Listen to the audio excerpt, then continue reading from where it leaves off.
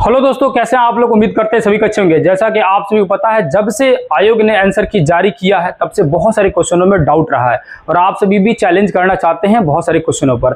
मैंने 2 दिन पहले आपसे कहा था कि जिनको भी क्वेश्चन पर डाउट लगेगा हमारे नंबर यानी 9990, अगेन फिर लिख दे रहा हूँ, 9905550148 पर यानी 990555 है ना 55 50 148 इस नंबर पर जो है आप जो है या तो व्हाट्सएप कर दीजिएगा या कॉल करके बता दीजिएगा। ठीक है, तो आप सभी ने बहुत सारे क्वेश्चन भेजा था, उन सारे क्वेश्चनों का आंसर मैं ढूंढने की कोशिश किया हूं जहां से भी मिल पाया है, चाहे वो गाइड से मिला हो या एनसीईआरटी बिहार बोर्ड बुक से मिला हो। सारे क्वेश्चनों को मैंने ढूंढने की कोशिश किया है जो आप सभी ने भेजा था। यहां पर ध्यान रखने वाली ये बात है कि जरूरी नहीं है कि जो गाइड का जो आंसर है वो आयोग माने, या हो सकता है कि आपने कोई और आंसर लगाया होगा तो आपको थोड़ी सी इस बात की बुरा लगेगी कि आपकी एक नंबर जो है कट रही है।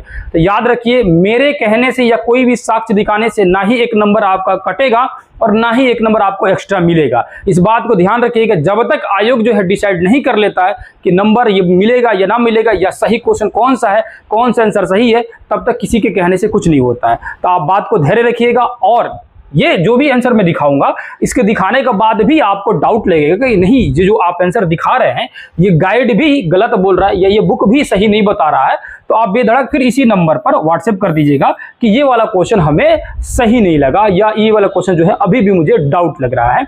जो भी हो, या अदर किसी भी विषय का आपको लगेगा कि और भी क्वेश्चन का डाउट मुझे जानना है या प्रूफ आप ला के दिखाइए, तो मैं उसको दिखाने की कोशिश करूंगा। जैसा कि मैंने पहले भी बोला था, यहां पर पहला जो क्वेश्चन लिखा है, मौर्य प्रशासन में संग्रहण के अधीन है ना, संग्रहण के अधीन कितने गांव आता था। ध्यान से देखिएगा, ग्राम स्तर जनपद स्तर के बीच प्रशासन का भी एक माध्यमिक स्तर भी था। क्या था? प्रशासन का भी एक माध्यमिक स्तर था। यह 5 या 10 गांवों का क्या था? 5 या 10 गांवों का क्या था? 5 या 10 गांवों का समूह इकाई होता था। कितने गांवों का? तो 5 या 10। फिर से अगेन करके इसको जूम करके दिखा दे रहा आप सभी को। ग्राम स्तर तथा जनपद स्तर के बीच प्रशासन का एक माध्यमिक स्तर भी था। यह 5 या 10 गांवों के समूह की एक इकाई होता था। तो कितने गांवों का? तो याद रखिएगा 5 या 10 गांवों के 10 गांवों का, 5 से 10 गांवों का ग्रुप था। तो 5 से 10 लिखा है, तो यहाँ आंसर जो है 10 दिया गया, यही माना गया। अब ये डिपेंड करता है कि आयोग ने सही माना है, आपको चैलेंज करना है या नहीं करना है। ठीक है, वो आपके ऊपर डिपेंड करता है। बाकी मुझे दिखाना था, मैंने दिखा दिया जहां से हमें आंसर मिला। बहुत सारे बच्चों को कहना था कि 100 इसका आंसर है, तो 100 मुझसे नहीं मिला है, किसी गाइड में नहीं लिखा हुआ था, ना ही एनसीईआरटी बिहार बोर्ड में। अगर आपके पास कहीं लिखा होगा 100 गांवों का जो है ग्रुप है, तो आप जरूर भेजिएगा। उसको मैं कोशिश करूंगा कि नेक्स्ट वीडियो में दिखा देने के लिए, ताकि बाकी सारे लोगों को इससे हेल्प मिल सके। ठीक है, दूसरे नंबर क्वेश्चन आते, ये गाइड से आंसर मिला है, एनसीईआरटी बिहार बोर्ड में नहीं मिल रहा था, तो ये गाइड से लिया गया है। दूसरा क्वेश्चन आइए, दूसरा जो क्वेश्चन लिखा है, कितने महीने तक ह्वेनसांग नालंदा में ठहरा और अध्ययन किया। तो ह्वेनसांग जो है कितने महीने तक रहा? क्या 14 महीने, 18 महीने या 28 महीने, या इनमें से कोई नहीं? इनमें से कोई नहीं, शायद आयोग ने आंसर माना है। मैंने कहा था कि जो भी क्वेश्चन होगा आयोग जो माना होगा उसको टिक लगा के भेज दीजिएगा। ठीक है, तो आपने कहा कि ई माना हुआ है। ठीक है, अब ये जो क्वेश्चन है ना, इस क्वेश्चन को जो घटना चक्र का पूर्वावलोकन बुक आता है जिसमें प्रीवियस ईयर क्वेश्चन रहते हैं, उस क्वेश्चन में जब मैंने देखा तो वहां समय पता चला, यहां देखिएगा ध्यान से, वहां समय पता चला चीनी यात्री ह्वेनसांग किस विश्वविद्यालय में अध्ययन किया था। तो ये बीपीएससी 46वें बीपीएससी 2003 में क्वेश्चन पूछा था और यूपीपीसीएस में भी पूछा था ये क्वेश्चन। तो ये जो है कहाँ किया था? तो ऑप्शन नंबर डी, नालंदा में किया था। यहाँ देखिएगा इसके जो पूरा डिटेल में लिखा रहता है, इसका व्याख्या जो दिया रहता है, इसमें लिखा है, यहाँ ध्यान से देखिएगा, लगभग 1.5 वर्ष तक नालंदा में निवास कर उसमें योग शास्त्र का अध्ययन किया। कितने सालों तक? यहाँ लिखा है कितना सालों तक? 1.5 वर्ष तक। 1.5 वर्ष बोले तो कितना होता है? 18 महीना होता है। कितना होता है? 18 महीना होता है। हालांकि दूसरे जगह कहीं भी हमें नहीं देखने के लिए मिला। हो सकता है कि आपको मिला हो सकता है आपको मिला हो। जैसे आप गूगल सर्च कीजिएगा तो आपको मिलेगा कि 4 से 5 वर्ष तक, 4 से 5 वर्ष तक, तो कहीं कहीं 4 वर्ष भी दिया गया। ठीक है ना, 4 वर्ष दिया गया। लेकिन मैंने ये भी सर्च करके देखा, मैंने पहले ही बोला था कि आप क्वेश्चन भेजिएगा, मैं उसको ढूंढने की कोशिश करूंगा, हर जगह से ढूंढने की कोशिश करूंगा, चाहे एनसीईआरटी से मिल जाए, बिहार बोर्ड से मिल जाए, किसी भी गाइड से मिल जाए, कहीं से भी मिल जाए। तो पूर्वावलोकन का बुक मैंने पहले आपको पढ़ाया हुआ है। मुझे ध्यान आया कि पूर्वावलोकन में ये क्वेश्चन हो सकता है। जब ढूंढा गया तो उसके विश्लेषण में, उसकी व्याख्या में ये मिला मुझे कि 1.5 वर्षों तक रहा। कितने वर्षों तक? 1.5 वर्षों तक। तो 1.5 वर्ष का मतलब होता है कि 12 + 6 यानी कि 18 महीना। या महीना का बात पूछा है या साल में दिया है, तो हो सकता है इसी बतवा को लिखता था, कितना लिखता कि 18 महीना तक रहा। निवास, निवास मतलब ठहरा, निवास मतलब ठहरा। और क्या अध्ययन किया मतलब क्या? यहाँ पर अध्ययन किया है कि नहीं है। अब जो भी हो, आयोग माने ना माने, आपको चैलेंज करना है नहीं करना है, ये डिपेंड करता है आपके ऊपर, है कि नहीं है। और बहुत सारे लोग कहते हैं कि एनसीईआरटी का ही साक्ष्य मानता है आयोग। ऐसा कुछ नहीं है, आप कहीं से भी आंसर भेज सकते हैं। आयोग उसकी जांच कराता है कि आपने जो आंसर भेजा है सच में वही आंसर सही है या नहीं है। ऐसा भ्रम में ना रहे कि आयोग एनसीईआरटी ही मानेगा, ये कतई नहीं है। एनसीईआरटी जो है एक बार देखता आयोग तो उसको पहले ही बार में मान लेता है, इसलिए क्योंकि एनसीईआरटी मोस्टली सही रहता है। और जरूरी नहीं है कि 100% सही रहेगा एनसीईआरटी में, कुछ क्वेश्चन एनसीईआरटी के भी गलत हो जाते हैं, ठीक है। तो बहुत जरूरी नहीं है कि एनसीईआरटी का ही मान लेगा। आपके पास अगर एनसीईआरटी का प्रूफ नहीं है तो नहीं दे सकते हैं, ऐसा कुछ नहीं है। आपके पास किसी भी प्रकाशन का बुक होगा, प्रकाशन का नाम लिखिएगा, दीजिएगा, भेजिएगा। प्रकाशन पर विश्वास नहीं करेगा आयोग, उस क्वेश्चन की जांच कराएगा। उसको लगेगा कि हाँ आपने जो आंसर भेजा वो सही है, प्रकाशन की वजह से नहीं, उसको लगेगा कि हाँ ये आंसर सही है, तो हो सकता है नंबर दे देगा, बढ़ा देगा, है कि नहीं। वो इससे मतलब नहीं रहता कि कहाँ से आप भेज रहे हैं। आप जो भी भेज रहे हैं वहां से आप जो है, यहाँ तक पर्सनल आप जो अपना नोट्स बनाएंगे ना वो भी भेज सकते हैं, कोई दिक्कत नहीं है। लेकिन ये कह रहे हैं ना कि अगर आयोग नहीं मानेगा, तभी नहीं मानेगा कि अगर आपने गलत भेजा। अगर सही भेजे तो कैसे मानेगा? कैसे कह सकता है कि हम नहीं मानेंगे? अगर आप जो भेज रहे हैं वो एकदम सही है, वो जांच कराएगा, है ना। जो इतिहास के टीचर होंगे वो देखेंगे कि हाँ भाई वो सही भेजा गया है, चाहे वो कहीं से भी आदमी भेजा है, तो एकदम मानेगा, क्यों नहीं मानेगा। तो ऐसा भ्रम में नहीं रहेगा कि एनसीईआरटी ही भेजेंगे। एनसीईआरटी इसलिए भेजा जाता है क्योंकि उसमें किसी को डाउट नहीं रहता, आयोग भी डाउट नहीं करता, सीधे कहता है कि हाँ भाई आंसर सही है, या उससे गलती भी वो मान लेता है। तो जो भी हो, जहां से भी वो भेज सकते हैं, ऐसा भ्रम में ना रहेंगे कि नहीं भेजेंगे हम। तीसरा जो क्वेश्चन था यहाँ पर, भारत में भारतीय वन सेवा, वन सेवा, ये वाला जो क्वेश्चन था, वन सेवा किस वर्ष अस्तित्व में आई थी? किस वर्ष अस्तित्व में आई थी? ये वाला भी क्वेश्चन आपने भेजा था कि वन सेवा, और ये वन सेवा, ये वन अधिनियम सीधे सीधे दिया गया है, सीधे सीधे दिया गया है। ध्यान से देखिएगा, ये तो एनसीईआरटी में हूबहू दिया गया है और बहुत सारे लोग जानते हैं इसके आंसर भी। वन सेवा क्या लिखा है यहाँ पर? वन सेवा, ध्यान से देखिएगा क्या लिखा है। 1864 भारतीय वन सेवा की स्थापना, भारतीय वन सेवा की स्थापना 1864, और शायद इसमें से ई माना गया है आयोग द्वारा। और बहुत सारे लोग कह रहे थे कि 1864 होगा, और हमारे हिसाब से भी एनसीईआरटी में जो मिला, भारतीय वन सेवा जो है ये क्या है? तो वन सेवा अस्तित्व में आया था, वन सेवा की स्थापना 1864 में, और भारतीय वन अधिनियम जो है ये 1865 में। अधिनियम कब हुआ? 1865 में। ये जो क्वेश्चन है पॉलिटिकल साइंस का है, लेकिन इसका आंसर आपको इतिहास में मिल जाएगा। इसका आंसर जो है कहाँ मिल जाएगा? इतिहास में मिल जाएगा। इतिहास के बुक में आपको इसका आंसर मिल जाएगा, शायद 9th क्लास का किताब में चैप्टर नंबर 4 है, वन समाज ऐसे करके, ठीक है। उस चैप्टर में आप जाइएगा, लगभग 84 नंबर पेज पर, वहां पर ये आंसर आपको देखने के लिए मिल जाएगा। एनसीईआरटी का है, ठीक है। तो इतिहास में ये क्वेश्चन मिल जाएगा, है पॉलिटिकल साइंस में एग्जाम में पूछा था, लेकिन इसका आंसर आपको इतिहास में हूबहू मिल जाएगा। तो इसको बेधड़क भी आप चैलेंज करना चाहें तो कर सकते हैं, आपकी इच्छा है, हमारा काम है बता देना। देश के बाहर स्वतंत्र भारत की अस्थायी सरकार को संगठित करने में कौन आगे बढ़ा? तो देश के बाहर स्वतंत्र भारत की अस्थायी सरकार को, यानी स्वतंत्र भारत की क्या, या ध्यान दीजिएगा, वर्ड पकड़िएगा, वर्ड क्या लिखा गया है ना, देश के बाहर, ठीक है, स्वतंत्र भारत की अस्थायी सरकार, 3 वर्ड मिल गया आपको। देश के बाहर स्वतंत्र भारत की अस्थायी सरकार को संगठित करने में कौन आगे बढ़ा? सेम टू सेम यही लाइन लिखा गया था, यही लाइन सेम टू सेम आपको दिखा रहा हूं मैं, सेम टू सेम यही लाइन देखिए यहाँ पर। अस्थायी सरकार इसको छोड़िए, यहाँ पर आइए। 1943 को आजाद हिंद फौज का नेतृत्व सुभाष चंद्र बोस को सौंपा गया। किसको सौंपा गया? इसको और जूम कर दे रहा है और बेहतर रूप से दिखेगा। यहाँ देखिए ताकि और क्लियर दिखाई दे, है ना। यहाँ देखिए क्या कह रहा है, ध्यान से देखिएगा। 1943 में आजाद हिंद फौज का नेतृत्व सुभाष चंद्र बोस को सौंपा गया।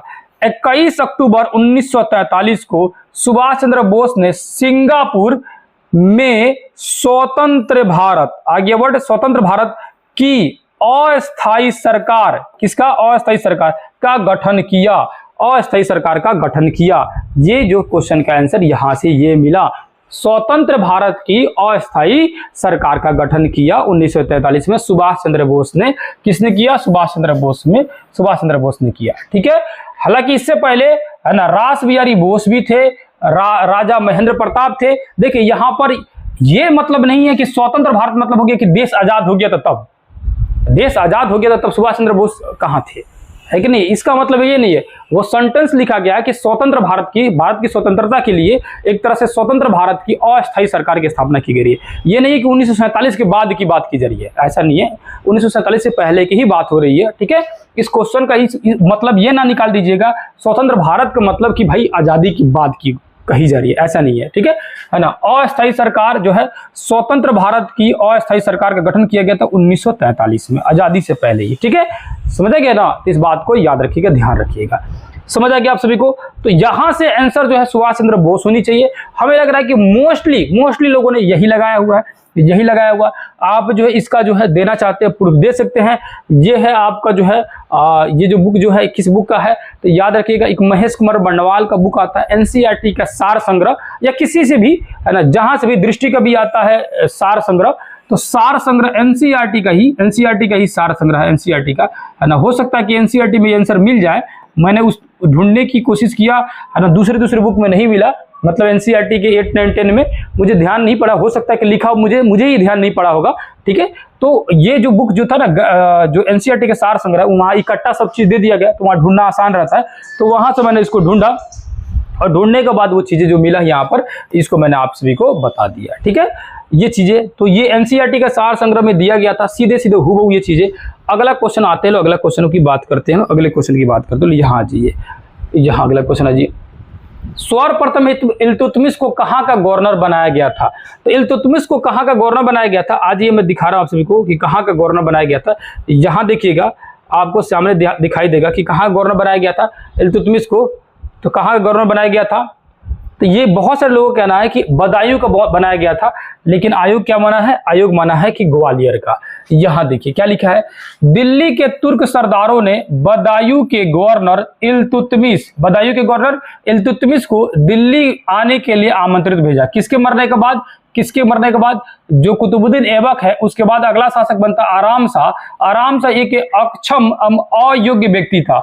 अनेक तुर्क सरदारों ने इसका विरोध किया। विरोध करने के बाद कहा किसको? इल्तुतमिश, जो कि बदायूं का गवर्नर था, उसके पास भेजा गया आमंत्रण कि भाई तुम आओ, तुम राजपाट संभालो, एकरा से ना होगा। किससे ना होगा? इससे जो है आराम शाह के बस की बात नहीं है दिल्ली मतलब चला पाना, शासन कर पाना। ठीक है, गुलाम वंश का शासन कर पाना। तो ये आया और दिल्ली सल्तनत की गद्दी पर ये बैठा। ठीक है, तो याद रखिएगा कहाँ का गवर्नर था, तो कहाँ गवर्नर था? बदायूं का गवर्नर था। लेकिन यहाँ एक बात छुपी हुई है कि सर्वप्रथम, और ये सर्वप्रथम की कहानी कहीं से नहीं मिला। ये तो जो है दिल्ली का शासक बनने से पहले बदायूं का गवर्नर था, शासक बनने से पहले था। ठीक है, इस बात को याद रखिएगा, दिल्ली का शासक बनने से पहले, यानी दिल्ली की गद्दी पर बैठने से पहले इल्तुतमिश जो है बदायूं का गवर्नर था। लेकिन उससे पहले क्या जो है इल्तुतमिश जो है पहले जो है ग्वालियर का भी शासक रहा है, यानी गवर्नर रहा है या नहीं रहा है, ये इसका प्रमाण नहीं मिला। हमारे कह देने से कि भाई हाँ था नहीं था, फिर इसमें डिबेट हो जाएगा। आप कहेंगे कि दिखाइए कहाँ से दिखा रहे हैं कि नहीं। तो आपके पास अगर होगा, जैसे मोस्टली बच्चों का मानना है ये, यहाँ एक वर्ड छोड़ दिया सर्वप्रथम, तो या सर्वप्रथम बदायूं, शुरू से ही बदायूं कहीं था, तो बदायूं ही आंसर करेक्ट होगा। क्योंकि यहाँ कहीं भी चर्चा नहीं किया है कि सर्वप्रथम, यहाँ चर्चा किया हुआ है कि दिल्ली में जब ये कुतुबुद्दीन ऐबक के मरने के बाद आराम शाह जब शासक बनता है, तो इसे वहां के तुर्क सरदार नाराज थे, वो चाहते थे कि भाई इसको हटा के दूसरे किसी को बनाया जाए। तो दूसरा किसी कौन था? तो ये इल्तुतमिश था। इसको आमंत्रण दिया गया। उस समय ये कहाँ का गवर्नर था? बदायूं का गवर्नर था। ठीक है, बस इतना बात को याद रखिएगा। बाकी क्या होगा ना होगा ये आयोग जानता है। आपको जो है यहाँ से उठाकर इसको दे सकते हैं। ये वही कुछ किताब है जिस किताब की अभी मैंने आपको बताया कि ये सार संग्रह है एनसीईआरटी का, तो वहाँ से इसको मैंने देखने की कोशिश किया है। अगला क्वेश्चन, ममलुक दास वंश का अंतिम शासक कौन था? ये तो 100% आपका जो है क्वेश्चन का आंसर जो है गलत दिया गया है। ये इसलिए गलत दिया गया है क्योंकि यहाँ ध्यान से देखिएगा तो आपको आंसर इसका मिलेगा। ध्यान से देखिएगा तो आपको पता चलेगा इसका आंसर। यहाँ आ जाइए, मैं आपको दिखा रहा हूँ, ठीक है ना, यहाँ दिखा रहा हूँ, यहाँ ध्यान से देखिए, यहाँ देखिए, यहाँ कह रहा है का ये आयोग कह रहा है कि कैकुबाद था। कौन था? अंतिम वंश, ममलुक मतलब दास वंश का या गुलाम वंश का अंतिम शासक कैकुबाद था। जबकि कैकुबाद का बहुत सारी चीजें, यहाँ पर कैकुबाद का डेट देखेंगे तो 1287 से लेकर 1290 तक शासन किया, और 1290 के बाद जो है क्यूमर्स का शासन रहा। किसका रहा? क्यूमर्स का शासन रहा। दूसरी बात क्यूमर्स जो है खुद जो है, क्यूमर्स क्या था? इसका पुत्र था कैकुबाद का। किसका था पुत्र? तो जो है कैकुबाद का जो बेटा था कैकुबाद का। तो जाहिर सी बात है इसके बाद भी एक और शासक रहा। कौन रहा? क्यूमर्स रहा। एक और भी क्यूमर्स रहा, ठीक है। यानी दास वंश का अंतिम शासक, जहां लिखा भी है तुर्की अमीरों ने, क्या लिखा हुआ है ध्यान से देखिएगा, ध्यान से देखिएगा क्या लिखा हुआ है। यहाँ आइए, यहाँ पे क्या लिखा है क्यूमर्स के बारे में, क्यूमर्स के बारे में क्या लिखा है ध्यान से देखिएगा आप सभी, ठीक है। लिखा हुआ है कि तुर्की अमीरों ने कैकुबाद के नाबालिग पुत्र क्यूमर्स को गद्दी पर बिठाया। जलालुद्दीन उसका संरक्षण नियुक्त किया गया। जलालुद्दीन को उसका क्या किया गया? संरक्षण नियुक्त किया गया। 3 माह बाद क्यूमर्स को बंदी बनाकर उसकी हत्या कर जलालुद्दीन सुल्तान बन गया। क्या किया? जिसको बॉडीगार्ड बनाया गया था वही ने उसका हत्या करवा दिया, और कराने के बाद जो है ये खुद भी क्या बन गया? खुद ही जलालुद्दीन ने खिलजी वंश की स्थापना कर दिया। क्या कर दिया? खिलजी वंश की स्थापना कर दिया, खुदे कर दिया, ठीक है। खिलजी वंश की सत्ता को स्थापित कर दिया जलालुद्दीन खिलजी, ठीक है। तो ये जो है किसको मारता है? इसका जो है नाबालिग पुत्र जो था क्यूमर्स, इसको मारा जाता है। अब क्यूमर्स जो है 3 महीने तक रहा, 3 महीने तक ही मात्र शासक रहा।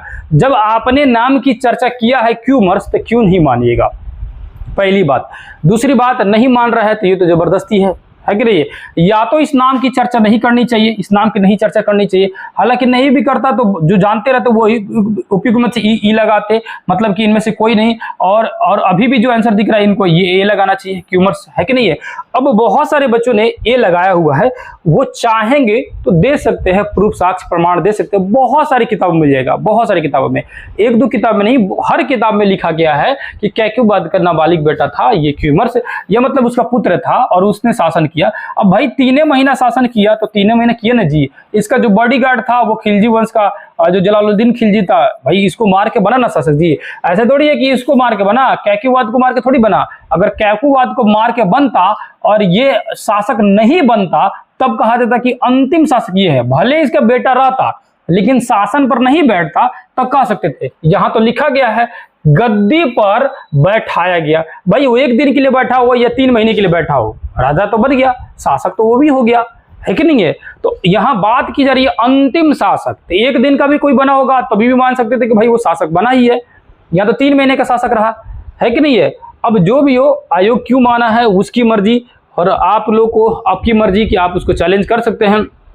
यहाँ आइए, किस राजपूत शासक के दरबार में अकबर का जन्म हुआ था? तो ये तो क्वेश्चन हमें लगता है कि आपने गलती से भेज दिया होगा, क्योंकि ये क्वेश्चन का तो कोई मतलब बनता नहीं, बहुत इजी क्वेश्चन है। हो सकता है कि आप भेजते समय आप लोग से गलती से आ गया होगा मेरे पास में ना। इसका तो सब कोई जानते हैं, इसको तो हमें नहीं लगता कि किसी को नहीं पता होगा। ये तो 100% सब कोई जानते हैं, 110% सब कोई जानते हैं, बहुत लोग जानते हैं।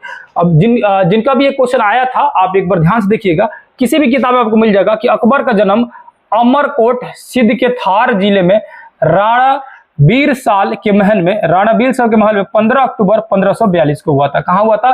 तो राणा बीर साल के महल में। कहाँ हुआ था? राणा बीर साल के महल में। तो ये तो क्वेश्चन बहुत इजी था हमारे हिसाब से, बहुत सारे बच्चे जानते हैं जो भी भेजे हुए थे। हो सकता है कि आपसे गलती से आ गया हो, इसका तो क्वेश्चन के आंसर आप मांग भी नहीं रहे होंगे ना, बाई मिस्टेक आ गया होगा, या हो सकता है कि आपसे ना आप कहीं आंसर इससे गलती मार दिए होंगे बाई मिस्टेक। यहाँ देखिए, ये क्वेश्चन में डाउट था, अभी इस क्वेश्चन में बड़ा डाउट है ना। अभी भी मैं आपको दिखाऊंगा ना तब भी डाउट लगेगा कैसे, ध्यान से देखिएगा। मजेदार इसका आंसर दिया गया, देखिएगा ध्यान से। अशोक को बुद्ध धर्म के दीक्षित करने का श्रेय किसे है? मतलब अशोक को जो है बुद्ध धर्म का दीक्षा किसने दिया था, दीक्षित किसने किया था बुद्ध धर्म के बारे में? अब ध्यान से देखिए, इसका आंसर मजेदार लिखा हुआ, ध्यान से देखिएगा। ध्यान से आप देखिएगा तब पता चलेगा। यहाँ देखिए, इसके आंसर को धैर्य से पढ़ना है, ठीक है, और हवड़ाना नहीं है कि हम गलतियां बता रहे हैं, ऐसा नहीं है। मेरे कहने से क्या हो जाएगा, मेरे कहने से आंसर थोड़ी बदल जाएगा। यहाँ देखिए, मैं आपको दिखाने की कोशिश कर रहा हूँ। सिहली अनुश्रमित दीपवंश है ना, सिहली अनुश्रुतियों दीपवंश तथा महावंश के अनुसार, किसके अनुसार, तो सिहली अनुश्रुतियों दीपवंश तथा महावंश के अनुसार अशोक को उसके शासन के चौथे वर्ष निग्रोथ, किसको भैया, निग्रोथ नामक भिक्षु ने बौद्ध धर्म की दीक्षित किया। किसने किया था, निग्रोथ ने किया था, ठीक है, किसने किया था, निग्रोथ। और आप कह रहे हैं निग्रोथे होना चाहिए, ठीक है, निग्रोथ होना चाहिए, सब कह रहे हैं, ठीक है। आयोग माना है उपगुप्त। अब आयोग कैसे माना है, ध्यान से देखिए। दिव्यावदान बौद्ध साहित्य, दिव्यावदान यानी बौद्ध साहित्य, ध्यान से देखिएगा। बौद्ध साहित्य क्या है, बौद्ध साहित्य, ठीक है, बौद्ध साहित्य, ठीक है, के अनुसार अशोक को बौद्ध धर्म में दीक्षा करने का श्रेय उपगुप्त को दिया गया। चीनी यात्री हवेंग सांग इसका समर्थन करता है। दो आदमी का प्रमाण मिल गया यहाँ पर, एक तो बौद्ध साहित्य और चीनी यात्री हवेंग सांग कह रहा है क्या कि नहीं जी, उपगुप्त ही दीक्षा दिया था, दीक्षित करने का श्रेय उपगुप्त ही जाता है। ये दो गुण कह दिया लोग, एक तो हवेंग सांग खुद कह रहा है और जो है बौद्ध साहित्य दिव्यावदान में कहा गया है। एक जगह चर्चा हुआ है, दीपवंश और महावंश के अनुसार अशोक को जो शिक्षा दिया था वो निग्रोथ थे। कौन थे, निग्रोथ थे, बौद्ध धर्म की शिक्षा देने वाले। यहां से स्पष्ट आपको दिख रहा है कि नहीं दिख रहा है, बताइए आप सभी को, है कि नहीं है।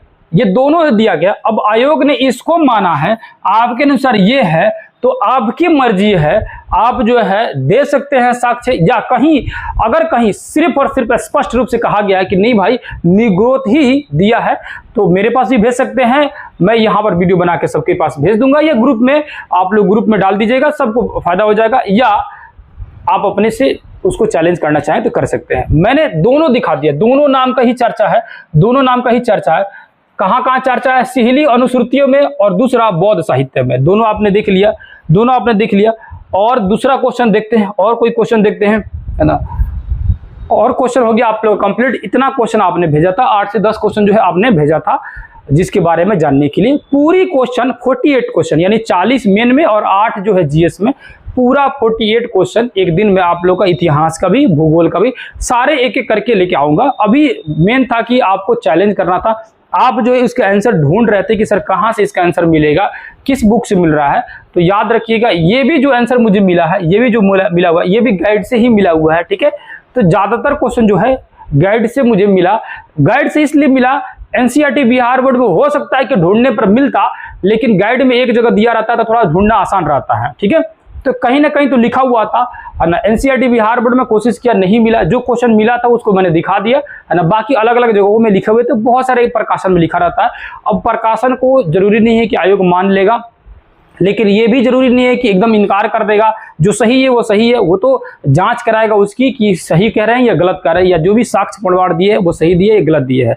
तो आप चैलेंज करना चाहें तो कर सकते हैं। और इसके अलावा और भी जो भी क्वेश्चन होंगे उस क्वेश्चन को एक बार जो है क्या कीजिएगा, आप जो है जानते हैं मेरा व्हाट्सएप नंबर 990555500148, इस नंबर पर क्या कीजिएगा, इस नंबर पर व्हाट्सएप कर दीजिएगा कि इसका भी थोड़ा सा खोजने की कोशिश कीजिए। मैं उसको भी ढूंढने की कोशिश करूंगा, या तो वो क्वेश्चन का आंसर जो है हमें अगर मिल जाती है एनसीईआरटी बिहार बोर्ड से तो बता दूंगा, या किसी प्रकाशन से मिलता है तो आप सभी के समक्ष जो है उस आंसर को लाने की, समझाने की, या आपको प्रूफ साक्ष्य देने की कोशिश करूंगा। उम्मीद कर रहा हूं कि ये वीडियो किसी न किसी तरह से आपके लिए फायदेमंद रहा होगा। नेक्स्ट वीडियो किस टॉपिक पर बनेगी ये आप सभी को बता दिया जाएगा, या आप अपने से इस पे भेज सकते हैं। आप सभी को पता है कि उसमें जब भी समय मिलेगा आप सभी के लिए बता दूंगा। और डेली आप सभी अगर हमारे साथ जुड़ना चाहते हैं, ना कुछ भी तो कम से कम जो है आगे की तैयारी के लिए, जिनका बहुत बेहतर एग्जाम गया है और कट ऑफ क्या जाने वाला है इसकी भी मैं चर्चा कर दूंगा, कल आप सभी को बता दूंगा। बहुत सारे लोगों का मैसेज आते हैं कि सर कट ऑफ बता दीजिएगा, तो मैं कोशिश करूंगा बताने के लिए। दूसरा, आप सभी का जिनका नंबर जो है बेहतर लग रहा है कि हाँ रिजल्ट आने की संभावना बन रही है, वो क्या कीजिएगा, daily 8 PM 8 PM live session जो हम लोग चलाते हैं लोग, उस लाइव सेशन में जरूर जुड़िएगा। उसमें पूरी जीके जीएस बहुत बेहतरीन तरीका से बताया जाता है, वो भी चैप्टर वाइज, ऐसे नहीं कि इधर उधर से उठा कर लेके आता हूँ, चैप्टर वाइज पढ़ाता हूँ। Chapter wise MCQ practice set चल रहा है, वहां पर आप लाइव जुड़ के जो है इसी चैनल पर लाइव जुड़ के डेली 8 PM आज रात भी जुड़िएगा, आइएगा, प्रैक्टिस सेट वहां पर बना कर देखिएगा, कीजिएगा, समझने की कोशिश कीजिएगा। चैप्टर वाइज चल रहा है, इतिहास, भूगोल, नागरिक, आपका विश्व इतिहास, आधुनिक भारत के इतिहास, बिहार का भी ज्योग्राफी, बिहार का भी इतिहास, साइंस के कुछ क्वेश्चन, सारी चीज उसमें ऐड करके लगभग 60 से 70, कभी कभी 100 क्वेश्चन रहते हैं। ऐसे आप लोगों को 1.5 से 2 घंटे तैयारी कराया जाता है, तो वहां पर जुड़ सकते हैं। और जिनका लग रहा है कि नहीं नंबर मेरा सही नहीं गया है, तो वो तो बिल्कुल ही जुड़ जाए, बिल्कुल ही जुड़ जाए, क्योंकि ये बहुत ज़्यादा फायदा होने वाला है, बहुत ज़्यादा फायदा होने वाला है, बहुत ज़्यादा फायदा होने वाला है। तो आप जुड़ जाइएगा, क्लास को कंटिन्यू कीजिएगा, वहाँ बहुत सारी चीज़ें, जो भी डाउट होगा वहाँ पर लाइव आके पूछ लीजिएगा, ये बातें नहीं समझ आइए, ये जो भी चीज़ें होगी। उम्मीद कर रहा हूँ वीडियो आप लोगों को बेहतर लग रहा होगा। फिर किसी दूसरे क्लास में मिलेंगे, तब तक के लिए बहुत बहुत धन्यवाद। नमस्कार, अस्सलाम वालेकुम, जय हिंद, जय भारत।